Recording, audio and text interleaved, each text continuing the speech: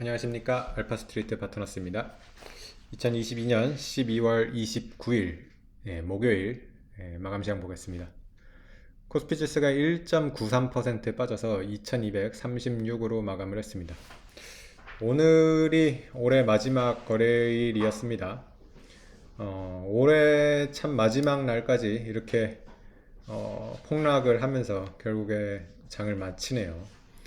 어제 2%가 넘게 빠졌었는데 오늘 또 1.9% 이렇게 빠지면서 거의 이틀 동안 지금 4%가 이렇게 빠져버렸습니다.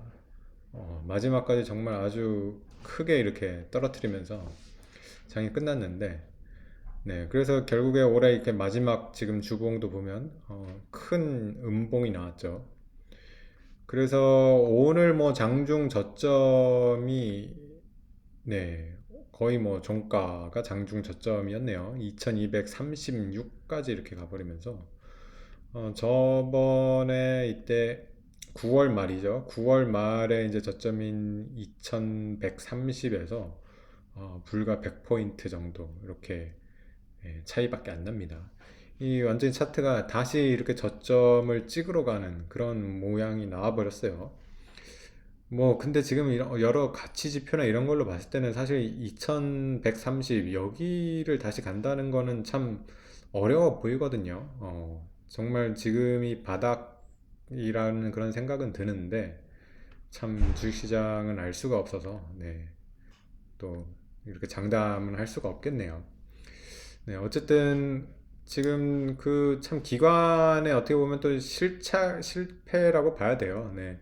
그 배당락 전에 이 차익 거래를 노리고서 이렇게 들어왔던 게 지금 그대로 다 빠져나가면서 이틀 동안 이렇게 굉장히 팔았는데, 지금 보면 이거가 배당락 이익을 계산을 해도 손해 같거든요. 네, 기관들이 지금 굉장히 손해를 보면서 지금 파는 것 같습니다. 글쎄, 우리나라가 배당이 좀 확정이 안 되기 때문에 만약에 올해 배당이 굉장히 많으면 뭐 손해가 아닐 수는 있겠지만, 만약 예년 정도 수준의 배당이라고 하면 기관은 꽤 손해를 보는 것 같습니다. 네, 그리고 개인들이 이제 마지막에 이제 양도소득세 회피 물량을 팔았던 게 이제 어제 오늘 계속 사고 있습니다. 그래서 오늘 개인도 6,700억 이렇게 매수로 잡혔고요. 외국인 매매가 이제 좀 방향성이 있는 매매라고 봐야겠죠. 외국인이 어쨌든 1,400억 이렇게 팔기 때문에 지금 우리나라 시장을 계속 외국인은 안 좋게 보고 있습니다. 네. 그래서 오늘 좀 우리나라 하락폭이 컸는데 사실 이렇게까지 하락할 지금 장은 아니라고 보거든요. 네. 다우가 지난밤에 이제 1%대 빠지고 나스닥이 1.3% 빠지긴 했었는데, 뭐 그래도 미국 증시는 워낙 좀 상대적으로 선방을 했던 증시고, 그래서 뭐 1% 하락이 크기는 하지만은 이렇게 우리나라처럼 이렇게 막 거의 바닥으로 향하는 그런 느낌은 아니거든요. 네, 그리고 오늘 뭐 니케이 같은 경우도 0.9%니까 네, 우리나라의 뭐 절반밖에 안 되죠, 하락폭이. 그리고 중국 증시 같은 경우도 지금 0.3% 정도 빠지고 있기 때문에 지금 뭐 글로벌 증시가 그렇게 많이 빠지는 건 아닙니다. 네, 그래서 우리나라 증시가 참 지금 이상하게 이렇게 많이 빠지고 있습니다. 그리고 또 한 가지 지금 이상한 점이 있어요. 지금 환율을 보시면 원달러 환율이 지금 1260원대예요. 오늘 같은 날에도 환율이 지금 7원 이렇게 빠지면서 1260원대로 갔는데, 이게 굉장히 지금 드문 일이죠. 주식 시장이 빠지면 대체적으로 환율은 오르죠. 근데 지금 주식 시장이 빠지면서 환율도 같이 빠지고 있습니다. 그래서 지금 이게 둘 중에 하나는 어딘가가 지금 거짓말을 하고 있다는 얘기밖에 안 돼요. 지금 환율이 잘못됐거나 주식 시장이 잘못됐거나 그런 거죠. 네. 그래서 어쨌든 굉장히 지금 보기 드문 그런 현상이 나오고 있습니다. 그래서 이런 현상은 그렇게 오래 가지는 못할 것 같아요. 이게 분명히 꺾여 버릴 거거든요. 환율이 튀거나 아니면 주식시장이 올라오던가 뭐 그 둘 중에 하나일 것 같습니다. 네, 주요 종목 한번 보시겠습니다. 네, 오늘 삼성전자는 2.3% 빠지면서 네, 지수 뭐 하락을 삼성전자도 주도를 했습니다. 지수보다도 더 많이 빠졌고요. 네, 2%가 넘게 이렇게 빠지면서 55,300원으로 이렇게 마무리를 했습니다. 저번에 이제 9월 30일, 9월 말에 이제 5만 1천 원대까지 빠졌다가 거의 한 6만 2천 원까지 반등을 했었는데 지금 반등한 거의 거의 절반 이상을 다시 이렇게 빼버렸습니다. 그래서 삼성전자가 좀 반등하는 거를 기대했던 분들이 많았을 것 같은데 정말 또 이렇게 실망스럽게 이렇게 되네요. 그래서 삼성전자가 지금 참 안 좋고요.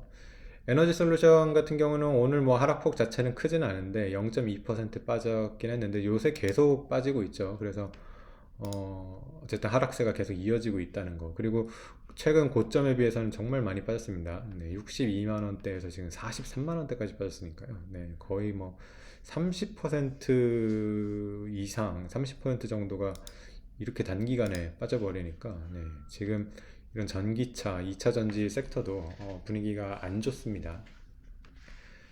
네, 그리고 최근에 또 상대적으로 강했던 포스코홀딩스도 지금 오늘 5% 이렇게 빠져버리면서 네, 참 평소에 강했던 종목, 뭐 좀 흐름이 좋았던 종목 상관없이 그냥 오늘은 이렇게 다 많이 빠져버렸습니다. 반면에 오늘 조금 괜찮았던 주식은 이제 NC소프트랑 하이브 정도가 좀 괜찮았는데요. 지금 시가총액 50위 안에는 안 들어오지만 넷마블 같은 경우도 굉장히 많이 올랐습니다. 그래서 중국에서 이제 게임 판호를 우리나라 게임 회사들 어느 정도 허가를 해준다고 하면서 네, 그래서 게임 쪽 관련해 가지고는 좀 호재가 있었습니다. 그래서 그 정도 주식만 올라오고 뭐 전면적으로 이렇게 다 빠져버렸습니다. 네, 그래서 지수가 결국에 또 2200대 초반까지 이렇게 왔는데, 정말 뭐 이렇게 싸다는 생각이 드는데도, 워낙 이렇게 지금 분위기가 안 좋으니까, 참, 사람들이 그렇게 쉽게 그렇게 주식을 또 사지는 못하고 있는 그런 것 같습니다. 네, 지금 미국 선물 같은 경우는 뭐 다우는 보합 정도고요. 나스닥이 0.3% 정도 오르면서, 네, 어제 하락을 하고서 지금 약간은 뭐 반등하려고 하는데 뭐 이 정도는 너무 약하네요. 미국도 지금 보면. 네. 그래서 미국 같은 경우도 지금 테슬라가 굉장히 많이 빠졌고 이제는 거의 애플 하나 남았었는데 애플도 이제 어제 3% 빠져버렸단 말이죠. 그래서 미국 증시 같은 경우도 이제 제법 하락이 상당히 진행이 돼 버렸습니다. 네, 그래서 지금 그 어려운 상황인데 결국에는 이제 내년 증시, 지금 전망은 굉장히 어렵지만 또 어떻게 될지는 뭐 내년을 가봐야지 알겠죠.